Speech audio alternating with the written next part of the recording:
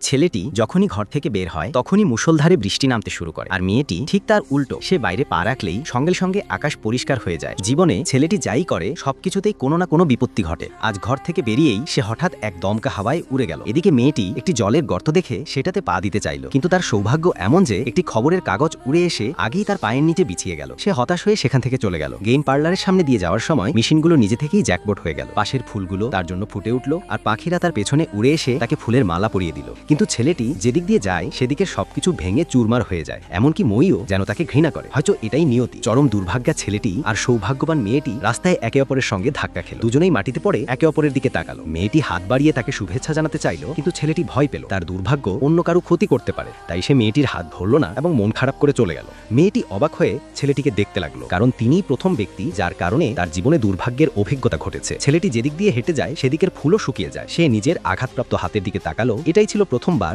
আর সবই এই ছেলেটির কারণে। কিন্তু মেয়েটি এতে আশ্চর্যভাবে খুশি হলো। এই সময় ছেলেটি যখন অনুশোচনায় ভুগছিল তখন সে ওই খবরের কাগজে হোঁচট খেল এবং একটি ঠেলাগাড়ির ভেতরে পড়ে গেল।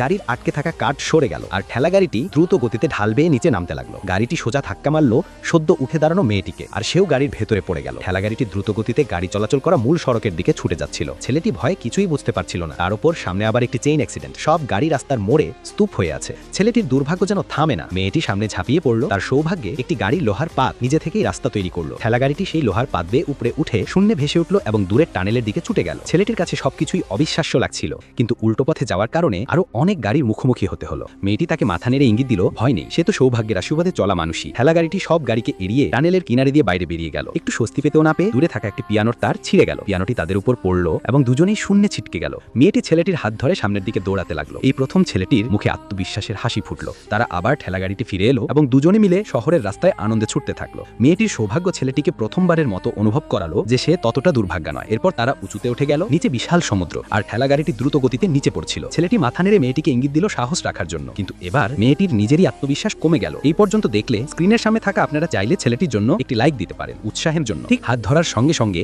ছাতাটি নিজে থেকেই খুলে গেল এবং তারা দুজন শূন্যে ভেসে উঠল। এরপর তারা নিরাপদে হাইওয়ের ওপরে নেমে এলো। এই অদ্ভুত যাত্রা দুই অপরিচিত মানুষকে কাছাকাছি নিয়ে এলো। জীবনের সমস্যাগুলো ভিন্ন হলেও একসাথে থাকার কারণে তারা একে অপরকে পরিপূর্ণ করে তুলল। একটি আইসক্রিম নিচে পড়ে গেল, তারা দুজনেই সেখান থেকে টুকরো করে নিল। মেয়েটির সৌভাগ্যে তাকে বঞ্চিত হতে হলো না। দুজনেই এতে বেশ সন্তুষ্ট ছিল।